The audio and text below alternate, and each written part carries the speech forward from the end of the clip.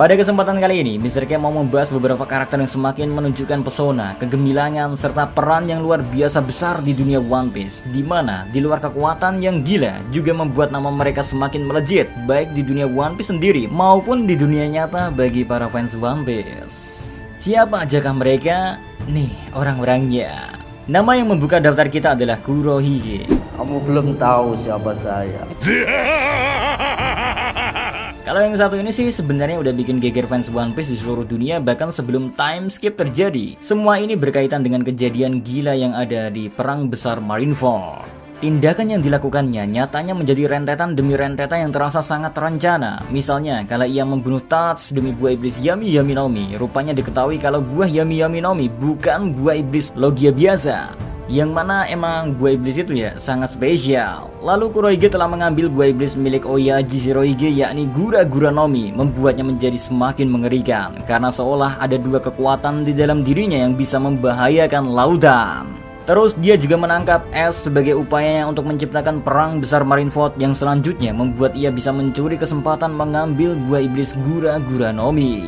Lantas gimana dia setelah time skip ini? Wow, Marshall Dietrich alias Kurohige memang masih sangat misterius untuk langkah selanjutnya guys. Namun di dunia One Piece khususnya New World, Kurohige bersama armada bajak lautnya telah menyandang gelar Yonko. Bounty-nya kini menyentuh di kisaran 2.247.600.000 berry, angka yang sangat fantastis kala itu. Sebelum bounty Luffy, Kid, dan Law dirilis dekat-dekat ini, Kurohige menjadi bajak laut Worst Generation dengan bounty tertinggi, sebelum akhirnya dipecahkan rekornya oleh trio Supernova aliansi Wano. Tapi guys, Kurohige sepertinya juga semakin kuat. Ini terlihat dari dirinya yang menguasai Beehive Island yang makin menandakan kekuasaan dirinya. Ditambah ya, dirinya juga gak dikalahkan oleh sisa-sisa bajak laut Shirohige.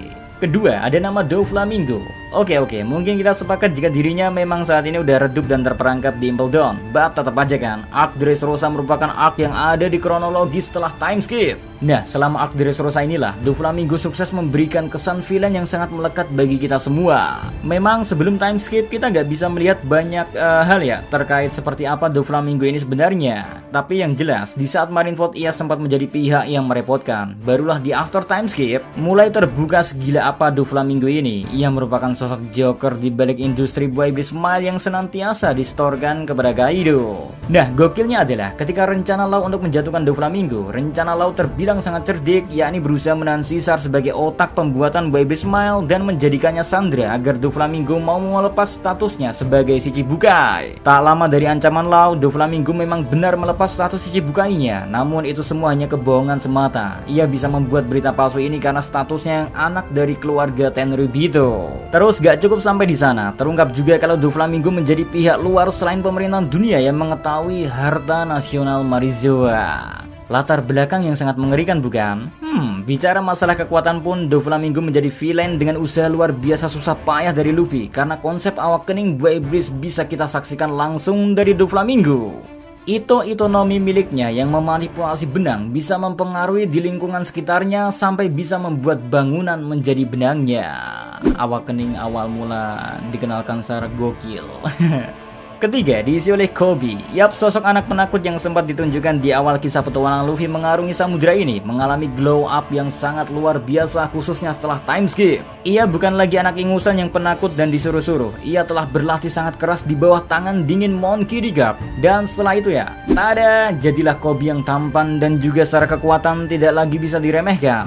Koby setelah time skip kala muncul menolong keluarga kerajaan Dressrosa berstatus sebagai kapten loh guys. Sungguh pangkat yang sangat membanggakan, dari yang tadinya cuma kang bersih-bersih sampai kemudian berhasil mencapai pangkat itu.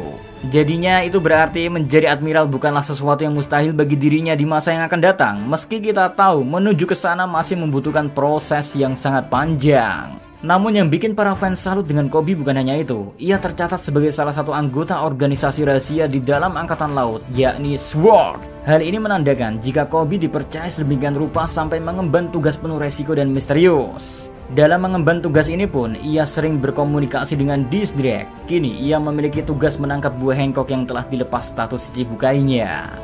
Keempat, diisi oleh nama Eustace Kid. Kemunculannya pernah di-spill di kala Aksaboidi Island. Ia tercatat sebagai salah satu supernova dan secara gak sengaja menggabungkan kekuatan bersama Luffy dan Law untuk menghadapi para Marine.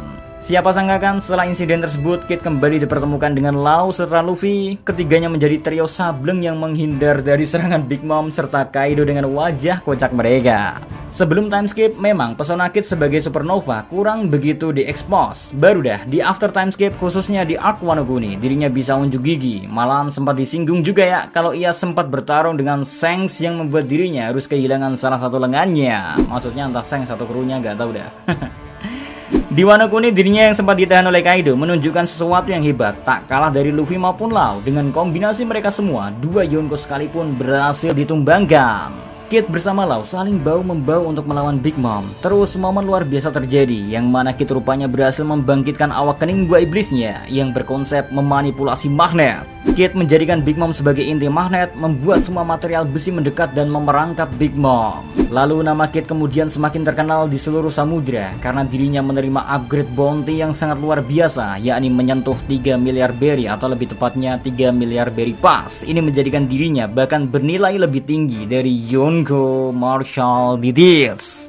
Kelima, menjadi milik Trafalgar di Waterloo. Sama halnya dengan Kid, dirinya mulai menunjukkan taringnya ya di Sabaody Island. Ia sukses membuat para fans One Piece terkagum-kagum dengan room miliknya berkat kekuatan dari buah iblis OP Nomi. Law juga memiliki kecerdasan karena dirinya yang merupakan seorang dokter. Ia menyelamatkan Luffy dari krisis usai perang besar Marineford. Nah, setelah time skip, Law menunjukkan peran yang semakin signifikan.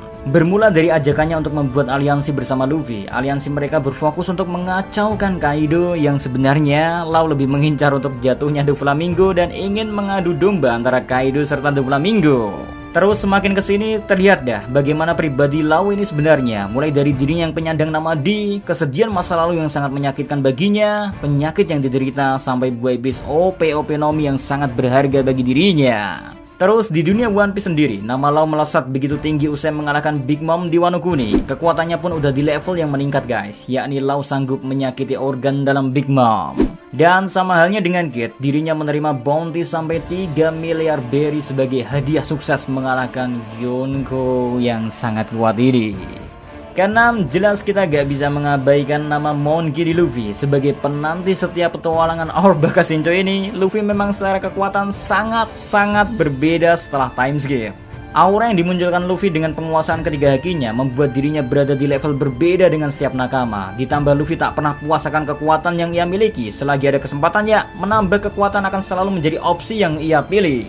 Termasuk di Wano Kuni, ia belajar mengenai Ryo, atau kala menghadapi Kaido, ia sukses melapisi serangannya dengan Hausoku Haki dan membuat fenomena pertarungan membelah langit yang sangat ikonik. Untuk ketenaran namanya di dunia One Piece, setelah time skip memang gak ada obat guys. Ia sukses membuat seluruh dunia geger dengan mencatatkan bounty sampai di angka 1,5 miliar berry berkat kerusuhannya di istana Big Mom. Bahkan julukan Kaisar kelima pun melekat pada Luffy. Di Wano Kuni makin menjadi-jadi dah. Pemerintahan dunia segera mewanti-wanti para bawahannya agar mengawasi Luffy karena Luffy itu adalah Nika. Apalagi saat Nika berhasil menumbangkan Kaido, yang akhirnya meraih bounty di angka 3 miliar berry. Dan yang paling bikin kagum terakhir adalah serta menutup daftar ini tentu saja Lord kita yang terhormat Buggy D. Clown. Sosok yang sempat dipermalukan Luffy di awal cerita ini nyatanya mencatatkan dirinya sebagai salah satu bajak laut yang diakui dunia. Gimana enggak ya, setelah time skip dirinya diperkenalkan menjadi Shichibukai. Bersama bisnis Buggy Delivery miliknya, Buggy sukses mencuri perhatian pasar gelap dan membuat namanya semakin terkenal. Sekalipun status Shichibukai dihapus, itu tak membuat Buggy ternyata mati kutu guys. Malahan sebaliknya, alih-alih downgrade jadi bajak laut biasa karena menghilangnya gelar Shichibukai, Buggy diangkat menjadi Yonko. Yaps, Yonko. Dirinya langsung disandingkan dengan nama-nama besar Shanks, Kurohige, dan Luffy. Buggy bahkan menyingkirkan nama Kid dan Law yang udah berjuang mati-matian di Wano Kuni. Well, saat ini ya, fakta kalau Buggy telah merebut gelar Yonko menjadi pertanda eksistensi Buggy bukanlah sesuatu yang bisa diremehkan oleh siapapun. Bahkan di chapter terbaru aja ya, Buggy menjadi pimpinan dari organisasi Cross Guild. Organisasi yang kayak memasang bounty pada kepala-kepala angkatan laut. Biasanya bajak laut yang dikasih bounty, kini giliran angkatan laut dikasih bounty oleh para bajak laut stres, termasuk Buggy ini. Aduh. Itu dia guys, para karakter yang mengagumkan setelah after time skip. Mana yang jadi favorit kalian? Kalau bisa sih sendiri ya, jelas bagi di Cloud.